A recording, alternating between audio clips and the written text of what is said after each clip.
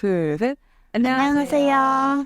저희는 엉망전자 CM오볼루 CF4D CW 와식입니다. 와. 요즘 초유의 사태가 있었죠. 아직 현재 진행이 없는 사태. 팀원 위메프 정산 대금 지급 지연 사태에 대해서 한번 이야기를 좀 나눠보고자 합니다. 정말 저희 배경 화면처럼 정상 영업합니다라고들 다들 많이 광고를 하는 것 같더라고요. 아니, 저 그 속세에 잠시 떠나 있다가 돌아왔잖아요. 네. 돌아온 날 문자가 온 거예요. 그 인땡파크 거기서 그 현재 사태는 관계가 없다. 인터파크 커머스와는 관계가 없다라고 해명하는 문자가 와 있더라고요. 맞아요. 저도 뉴스 보고서 그 팀원이랑 위메프 본사가 가지고 사람들이 막 밤새서 앞에서 지키고 이런 거 보고서 진짜 깜짝 놀랐습니다. 이게 무슨 일이었던 건지 한번 타임라인을 좀 간략히 짚어보고자 하는데 딱 한 달 전이에요. 한 달 전에 문제가 가시화가 된 게 이제 위메프에서 셀러들이 원래 7월 7일이 판매 대금 정산받는 날이었대요. 근데 정산금을 못 받은 셀러들이 있는 거예요. 그래서 셀러들끼리 아름아름 이거 문제 있는 거 아니냐 이렇게 막 얘기가 오가고 근데 이제 위메프는 그때 당시만 해도 아무 문제 없다. 다만 시스템 오류로 곧 정산할 지급할 계획이다. 이렇게 얘기를 했어요.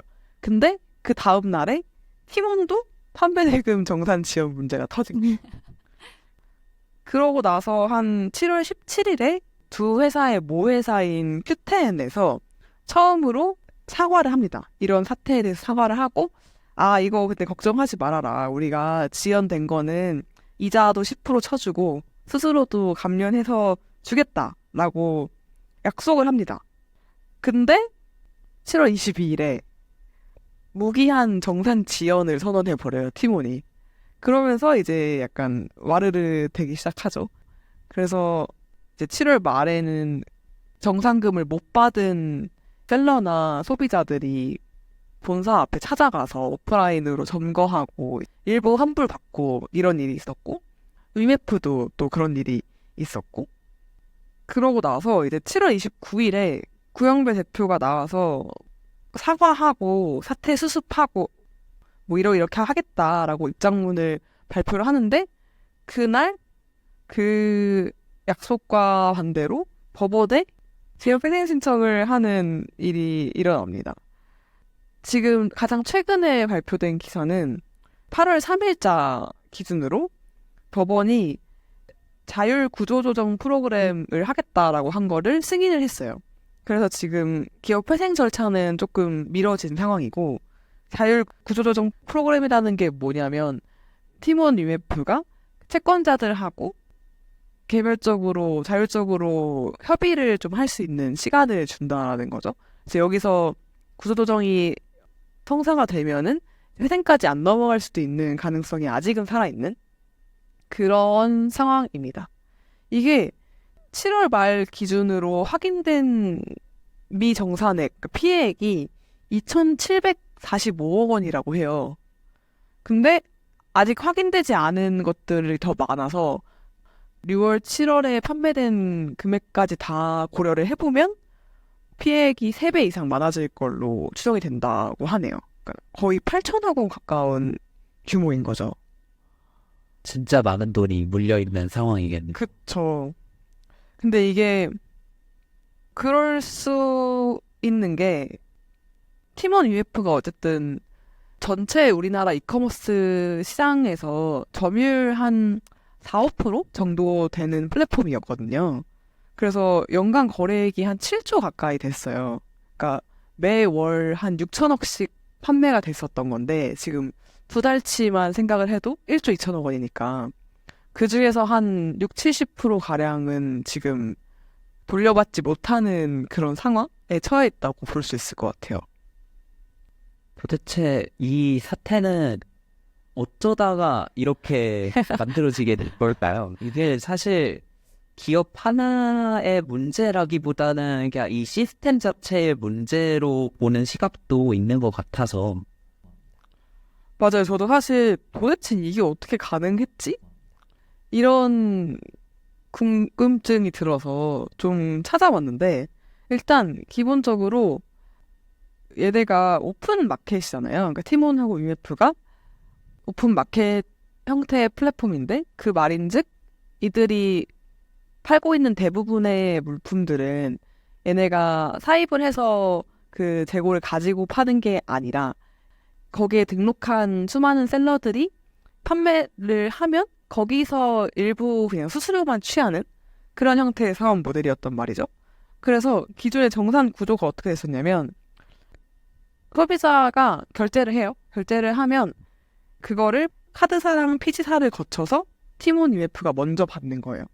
그리고 이제 수수료를 제하고 셀러한테 정산을 해주는데 대금 지급 기한이 한두 달 정도? 그러니까 한 40일 또는 뭐 6, 70일까지 이렇게 좀 갭이 있는 구조로 운영이 되고 있었다고 해요.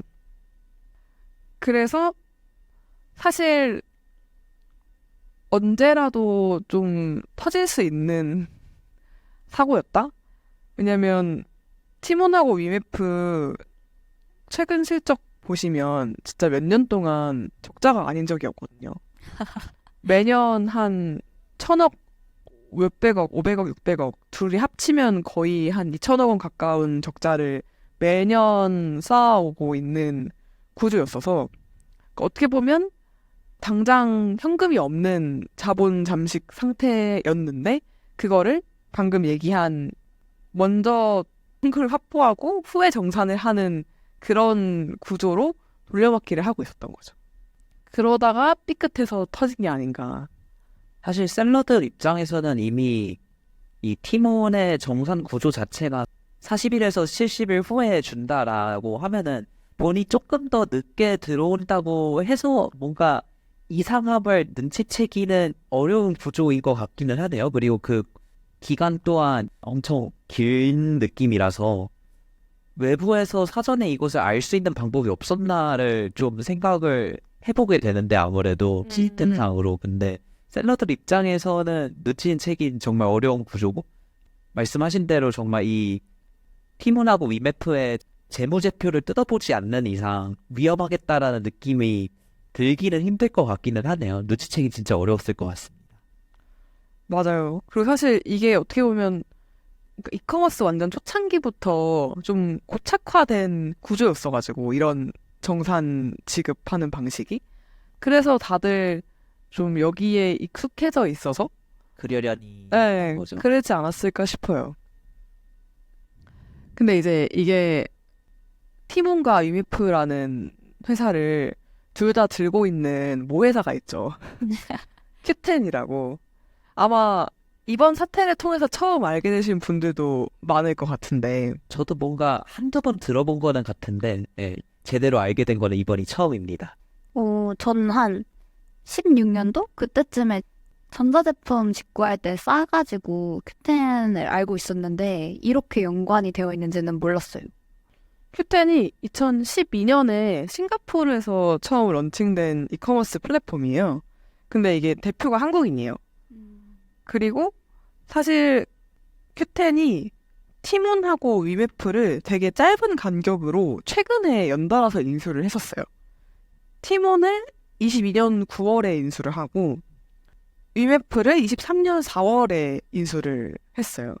그러니까 사실은 이렇게 급하게 연달아서 인수를 하지 않았으면 이 둘이 이렇게 같이 정상금 지급 지연 이슈가 한 번에 터지진 않았을 수도 있는데 이게 한 회사가 들고 있다 보니 좀 동시에 터진 것도 있는 것 같아요. 맞는 말이네요. 네, 그냥 따로 별개의 회사였으면 따로 터질 수 있는 문제였는데 이게 한 회사로 엮이다 보니까 한 번에 터졌다. 맞아요.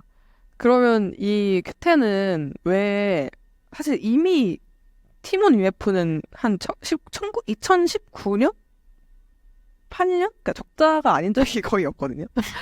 계속 적자였는데 왜 이 두 회사들을 인수를 했을까? 심지어 얘네만 인수를 한 게 아닙니다. 인터파크 커머스도 23년도 3월에 인수를 했었고 올해 2월에는 북미의 이커머스 플랫폼 위시라는 곳을 현금을 2,300억 원 정도를 주고 인수를 했어요. 그리고 또 AK몰도 또 인수를 하고 이렇게 공격적으로 여러 커머스 플랫폼들을 인수를 해왔는데 그 배경이 뭐냐를 보니까 또 다른 스토리가 있더라고요. 재미있는 스토리가. 흥미롭네요. 큐텐 대표가 한국인이라고 했잖아요. 네. 네. 이분이 구영배 씨인데 한국 초기 이커머스 시장에 나름 입지전적인 인물이시더라고요. 이분이 2003년도에 지마켓을 설립을 해서 얘를 2006년도에 나스닥에 상장을 시키고 2009년도에 이베이에 5,500억 원에 매각을 합니다. 지금 설립 6년 만에 엑시트를 기갈나게 성공을 시켰고 당시에 5,500억 원이면 네, 네. 땅하죠. 그리고 이게 아마 거의 최초의 사례였을 거예요. 국내 이커머스 플랫폼 기준으로는. 그러고 나서 그 매각을 하면서 한국에서 10년간 경영 금지하는 조건이 걸려 있었거든요. 그래서 싱가포르에 가서 새롭게 시작한 회사가 그 당시 지오시스, 그러니까 이베이랑 합작을 해서 만들었어요. 현 큐텐인 거죠. 그러니까 이베이에 매각하고서 이베이랑 합작을 해서 큐텐을 맞아요. 네. 네, 당시에 지오시스라는 회사 2010년도에 설립을 했고 여기가 현재 큐텐 테크놀로지라고 모회사처럼 존재를 하고 있습니다. 그리고 2011년에 물류를 담당하는 자회사 큐익스프레스를 설립을 했고요. 2012년에 이커머스 플랫폼인 큐텐을 런칭을 합니다. 아, 어차피 싱가포르에서 경영을 하는 거다 보니까 문제가 전혀 없었던. 맞아요. 한국에서만 경영을 하면 안 되는 조건이 있었어서 그래서 동남아 시장에서 시작을 한 거고 싱가포르를 비롯한 동남아시아하고 일본 지역 중심으로 큐텐은 쭉 성장을 해온 걸로 알고 있어요. 그럼 또 말이 되기는 되네요. 그래서 사실은 큐텐이 22년도에 팀을 인수했잖아요. 네. 그게 딱 10년 풀리는 시점이어가지고 그래서 그 타이밍에 국내 기업이 네, 그때부터 국내 그 플랫폼들을 마구마구 사기 시작을 합니다. 다 생각이 있으시네. 근데 이제 또 큰 그림이 있었어요. 뭔가요? 큐익스프레스라는 물류 자회사를 설립했다고 했잖아요. 여기가 사실은 큐텐의 핵심이었던 거예요. 그래서 얘를 잘 키워서 올해 말에 나스닥에 상장을 하려고 준비를 하고 있었던 거죠. 여기가 그래도 큐텐의 자회사들이 성장하는 것과 또 그 외부의 고객들 같이 성장하는 게 합쳐져서 꽤나 빠른 성장을 하고 있었고 매출이 한 5천억 원 정도 나오고 있는 상태의 기업이라고 해요. 그래서 올해 말에 기업 가치 1조 정도로 나스닥에 상장을 하려고 하는 게 가장 큰 목적. 그 M&A 스토리를 만들려고 하는 게 있었고 그거를 하기 위해서 계속해서 실적이 개선되는 거를 보여줘야 하는 거죠. 그 성장세를 만들어주기 위한 목적으로 이제 사실 어느 정도 코로나 지나면서 이커머스 판도가 좀 정리가 됐잖아요. 그쵸? 쿠팡을 제외한 다른 플랫폼들은 거의 좀 힘을 못 쓰는 맞죠. 그런 상황이 됐는데 그렇게 남겨진 애들을 그래도 거래액은 꽤 나오니까 거의 줍줍한 거예요. 이게 얘네 팀원 UF 인수를 할 때 돈 주고 사온 것도 아니고 큐익스프레스의 지분을 교환하는 방식으로 지분 수합하는 방식으로 인수를 했다라고 해요. 그러면 진짜로 큰 돈 안 들이고서 내 기업으로 만들어버린 맞아요. 거네요. 아까 뭔가 말씀하셨던 북미 이커머스 플랫폼 위시 같은 경우에는 실제로 그 돈을 다 주면서 인수를 했다라고 말씀하셨잖아요. 맞아요. 이거는 진짜 약간 손 안 떼고 그리고 이게 이렇게 경영 상황이 안 좋은 거를 알면서도 인수를 한 이유가 기존에 있었던 티몬이랑 UF에는 셀러들이 진짜 많잖아요. 그래서 국내 샐러드를 영입하려고. 그래서 그걸로 국내 시장을 키워서 뭔가 해볼 수 있지 않을까 하는 마음으로 했던 것 같아요.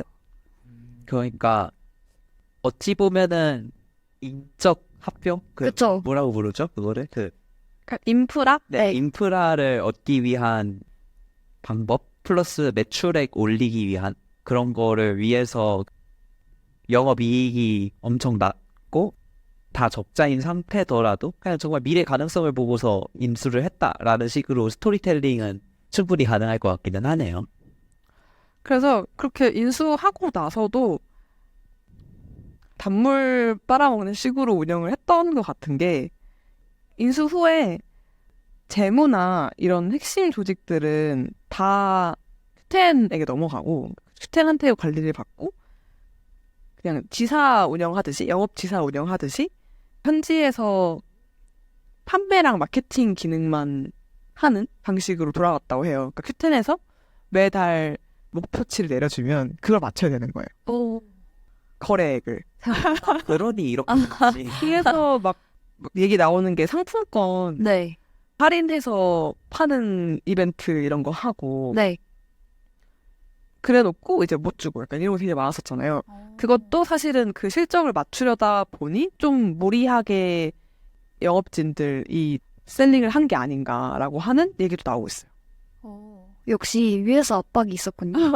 네, 저는 약간 이해가 안 갔던 게 이렇게 뭔가 운영이 힘든 상황인데 7월 1일부터 14일까지 티모는 몬스터 메가 세일하고 7월 1일부터 12일까지 UF데이 하는 게 너무 간이 크다라는 생각이 들었는데 위에서 압박이 오면 어쩔 수 없이 슬프지만 그렇게 해야 할 수도 있었겠네요. 맞아요. 그리고 사실은 큐텐도 자본 잠식 상태더라고요. 거의. 그러니까 재무 상황이 안 좋아요. 현금이 없으니까 어쨌든 팀원 UF에서 이런 식으로 바짝 매출이 나오면 셀러한테 정산해주기 전까지 단기 유동성이 생기잖아요. 현금이 먼저 들어오니까. 그쵸. 그거를 확보하기 위한 수단으로 활용을 한 게 아니냐라는 얘기도 나오고 있어요. 진짜 그러면 단물 쪽 뺀 느낌이네요. 그냥 모든 다니고 쓸기고 다 빨아먹어서 이제 그렇죠. 기업이 Q10 쪽으로 다 몰아넣기 해주고 얘네는 너는 우리 기업 아니야 뭔가 이런 느낌으로 그러고 이제 큐 익스프레스를 상장을 성공적으로 시켜서 거기서 좀 막대한 현금을 확보하면 뭐 그걸로 뭐 살리던 손절을 하던 하는 게 원래 계획이었겠죠. 네 하지만 그대로 되지 않았다. 씁쓸하네요. 씁쓸합니다. 그러면은 이제 이 사태가 결국에 터지긴 터졌잖아요. 네. 이 흐름이 어떤 식으로 해결이 될지도 되게 궁금한데요. 혹시 그 부분에 대해서도 아시는 게 있으신지? 사건이 아직 진행 중이긴 하지만 일단 이 구영배 대표가 처음에 중간에 약속했던 게 있어요. 뭐 큐텐 지분을 뭐 매각을 해가지고 사적 재산을 활용해가지고 지급하겠다 이렇게 얘기를 했던 게 있는데 그건 조금 쉽지 않아 보입니다. 왜냐면 큐텐 쪽에서 손절하고 있어요. 뭐를요? 아, 대표를요? 일단 아니면 큐 익스프레스가 알짜배기라고 했잖아요. 네. 네. 거기가 모든 가치 핵심인 건데 원래 구영배 대표가 큐 익스프레스 CEO직 맡고 있었거든요. 근데 7월 말에 CEO 해임되고 다른 CEO로 경영진 교체가 있었습니다. 이게 왜 이렇게 됐냐를 보면 네. 큐 익스프레스의 지분을 가지고 있는 다른 투자자들도 있잖아요. FI들이 이미 좀 많이 들어와 있는데 그들 입장에서는 이거 가만히 두고 보고 있다가는 여기도 영향을 미칠 것 같은 거죠. 팀원하고 EMF에서 시작된 불씨가 큐 익스프레스까지 와서 상장을 못 하거나 하면 본인들 투자금을 회수하기 어려운 상황이 되니까 약간 꼬리자리기를 하려는 것 같아요. 결국엔 자신의 지분 팔아서 해결하려고 하는 그 시도 자체도 이제 기업의 상장에 있어서는 리스크다라고 파악을 한 거네요. 그쵸. 완전 리스크고 일단 어쨌든 구영배 대표는 책임이 있으니까, 그러니까 책임자니까 구영배 대표랑 큐 익스프레스가 엮이는 것 자체가 리스크다. 라고 보고 해임을 한 걸로 보입니다. 오, 그쵸? 생각하면은 저도 리스크라고 판단을 하는 것 같아요. 그래서 사실은 이렇게 된 이상 큐 익스프레스가 핵심 알짜배기인 건데 그거에 대한 어떤 경영권이 없는 상태에서 큐텐의 지분만을 매각하고 하는 게 시장에서 의미가 없어진 거죠. 그래서 사실은 그 구영배 대표의 약속은 무용지물이 되지 않았나 하는 상황이고 그냥 궁금한 건데, 그러면은 지금 CEO직에서 해임이 된 상황이라면은 그 지분은 어떻게 된 거예요?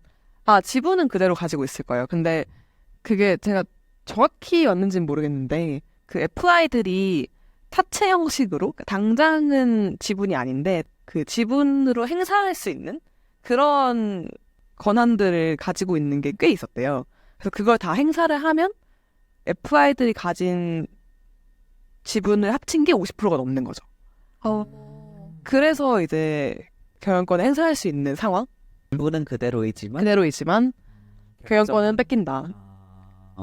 이해했습니다. 예. 쉽지 않군요. 그리고 어쨌든 만약에 정말 큐텐이 이 팀원 UMF 사태를 해결할 의사가 있다라고 한다면 당장 뭔가 돈을 좀 주거나 그러니까 재무적으로 도움을 줄 법하잖아요. 네. 근데 아직까지 그런 움직임이 전혀 없고 앞으로도 없어 보인다. 이것도 사실 그 모기업 입장에서는 맞는 그쵸 그쵸. 네, 살아야 되니까. 우리랑 상관없는 일이야라고 이야기를 할 수는 있지만 되게 말이 씁쓸하긴 하네요. 네.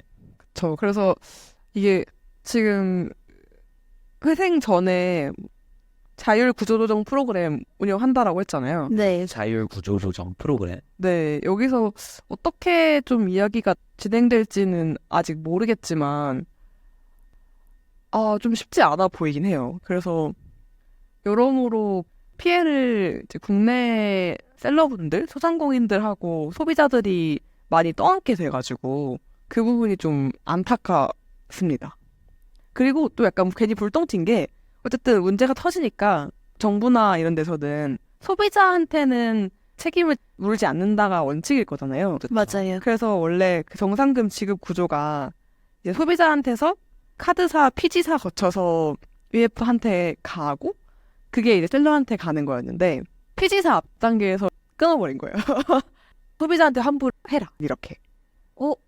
그렇게 할 그게 있나? 그럼 피지사는 무슨 말 알고 있어요?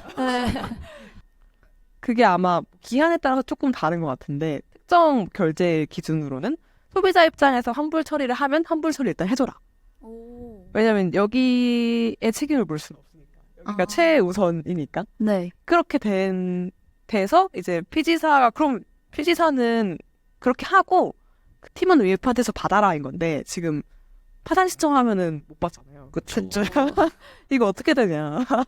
이런 것도 얘기가 나오고 있고. 여기 근데 일단 뭘까요?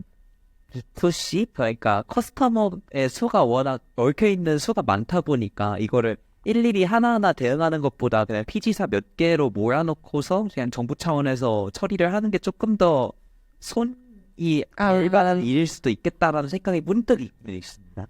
그렇긴 하네요. 그렇기는 하지만서도 이게 그냥 피지사는 가만히 있었을 내일을 했는데. 네, 갑자기 그런 불안한 쪽으로 정부의 그 한마디로 몰린다는 것도 약간 껄끄럽기는 하네요.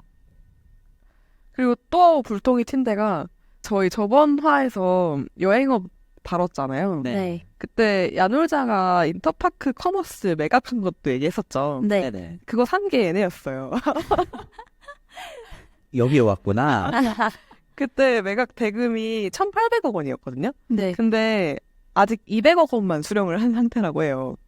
그리고 나머지 미수금 1,600억 원이 있는데 이걸 받을 수 있을 것이냐. 그러니까 차근차근 주기로 약속을 한 건데 그 중에 200원만 지금. 그쵸. 아마 뭐 채무 형태로 계약을 했겠죠. 언제까지 지급하는 형태로.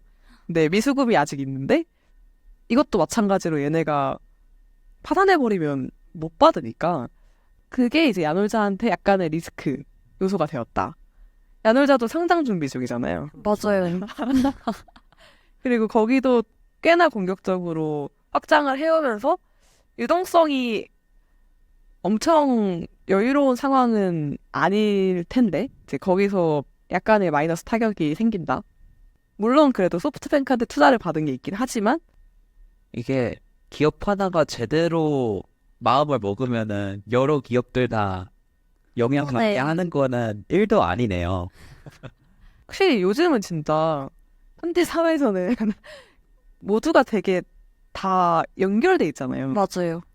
그리고 산업도 그런 것 같고 특히 얘는 이커머스라서 그런지 되게 여기저기에 미치는 파급력이 큰 것 같아요.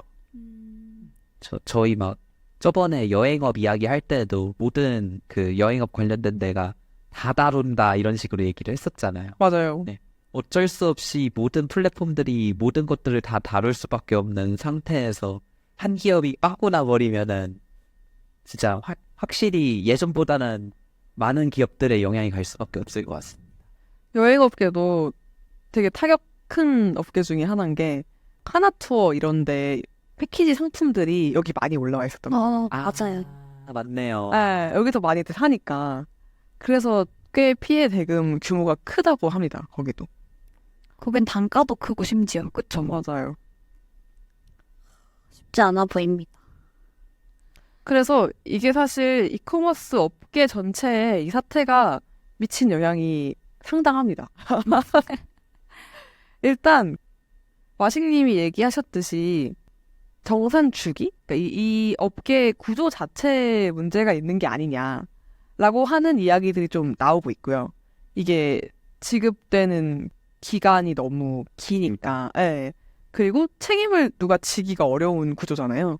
이거를 좀 구조적으로 예방할 수 있는 방법이 필요하지 않겠냐라는 논의가 나오고 있고 또 상품권 쪽. 아, 해평원인가요? 네, 해피몬이었던 것 같아요. 네. 상품권 쪽도 이것과 연결돼서 문제가 좀 터진 게 그러니까 그동안 이 상품권을 발행을 해온 게 그냥 정말 그 발행하는 업체 신용에 기대서 찍어왔던 거예요. 그러니까 이게 거의 현금처럼 그 소비자들이 인식을 하고 사용을 해오고 있었는데 그게 감당할 수 있는 어떤 자본이 아닌 상태에서 그냥 찍어냈던 거죠. 약간 돌려막기를 하는 구조로. 그래서 이것도 너무 위험한 무책임한 구조로 운영이 됐었던 게 아니냐라고 하는 얘기들이 나오고 있고. 그쵸. 상품권 같은 경우에 판매를 하는 그런 구조를 보면은 10,000원어치를 살 수 있지만 이제 실제로 판매하는 금액이 그것보다 작을 경우에 이제 사기만 해도 이득인 상태잖아요. 맞아요. 그래서 이번에 그 7월 달에 팀원하고 위메프하고 그런 이벤트 같은 거 했을 때 그냥 일반적인 고객들도 엄청 많이 구매를 했다는 기사를 본 적이 있어요. 맞아요. 저도 기사에서 본 게 상테크라는 게 생겼대요. 그게 뭐냐면 상품권으로 재테크를 한다. 이런 거라서. 맞아요. 네. 어, 엄청 많이 산 사람들이 많았는데 갑자기 해피머니가 결제가 안 되는 거예요. 모든 영업점에서. 그래서 그것 때문에 피해를 토로하는 사태가 조금 나오고 있는 것 같아요. 그러니까 모르면 바보의 그렇죠. 재테크라고 생각을 했는데 이게 이렇게 터질 줄이야가 된 느낌인 것 같습니다. 그래서 이 사태를 통해서 안 그래도 코로나 지나면서 이커머스 업계가 옥석 가리기를 진행하고 있었는데 그 옥석 가리기가 더 심화되었다라고 보는 의견들이 많고 그러니까 셀러 입장에서 플랫폼들에 대해 기본적으로 가지고 있었던 신뢰가 한번 깨진 거죠. 그래서 그 신뢰를 줄 수 있냐 없냐가 좀 중요한 요소가 되지 않았나 싶고요.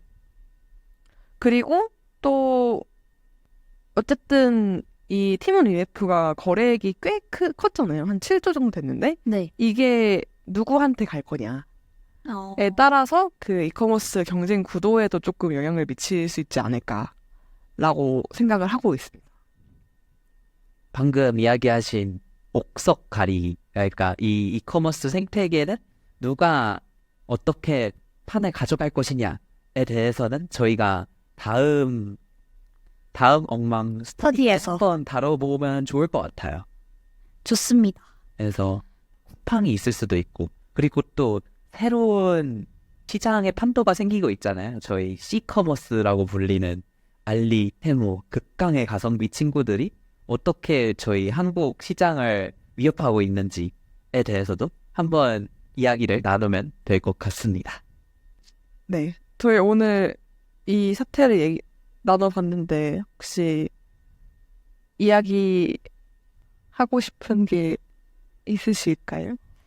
팀원 UF가 사실 설립한 지 오래됐는데 쿠팡이 사실 절대 강자가 되면서 팀원 UF 입장에서도 달리 선택할 게 없었을 것 같긴 하거든요. 지금 이 상황에서 뭐 내가 아무리 좀 더 해본다 한들 소비자들은 쿠팡을 주로 많이 사용을 하고 있고 이커머스에서 내가 어떻게 앞으로 이 계속되는 적자를 해결해야 할 것인가에 대한 물음이 많았을 것 같은데 그게 이렇게 인수합병하는 방식으로는 해결되기에는 너무 큰 문제였던 것 같고 결국 이 사건이 터졌는데 피해를 제일 많이 본 거는 셀러들이라는 게 참 안타깝네요. 소상공인들이 오히려 이 책임들을 다, 이 문제들을 다 껴안게 됐다는 게. 네. 그렇습니다. 저 같은 경우에는 이게 정말 시스템적으로 해결을 해야 된다라는 생각이 되게 큰 거 같기도 하고요. 근데 막 다른 이제 이커머스들에서 홍보하는 문구 중에 하나가 소비자가 물건을 받고서 즉시 대급? 뭔가 그런 버튼이 있다고 하더라고요. 그래서 상품 확정이었다. 네. 맞아요. 네, 상품 확정, 그러니까 구매 확정 버튼을 누르면은 바로 이제 그 대금이 전달이 된다. 이런 뭔가 문구를 저희가 본 적이 있어요. 그래서 그런 식으로 해결이 되는 그런 시스템이 이미 존재는 하기는 했구나라는 생각이 들면서 이 시장에 이번 기회를 통해서 되게 큰 법규와 이런 것들이 큰 손들이 많이 움직이겠다 이런 생각이 많이 들었습니다. 많이 씁쓸해지는 뉴스이기는 한 것 같아요. 맞아요. 저도 약간 어떻게 보면 이런 M&A 스토리가 이제 미래의 성장을 전제로 어떻게 보면 투자 시장의 본질이기도 하잖아요. 미래의 성장을 전제로 그걸 끌어와가지고 이렇게 베팅을 하고 외줄타기를 하고 있었던 건데 이게 잘 되면 대박이죠. 대박인 거고 여기도 사실 안 터졌으면은 그냥 퀵익스프레스 상장하고 그쵸. 다 해결됐을 수도 있는 거고. 맞아요. 지마켓처럼. 네. 그래서 이게 참 정도를 지킨다는 게 어느 경계여야 하는 걸까? 어느 선이어야 하는 걸까? 하는 생각이 좀 많이 드네요. 그리고 두 분 말씀하신 것처럼 어쨌든 피해는 소상공인과 소비자들이 보고 있으니까 좀 문제가 최대한 잘 해결이 되었으면 하는 바람입니다.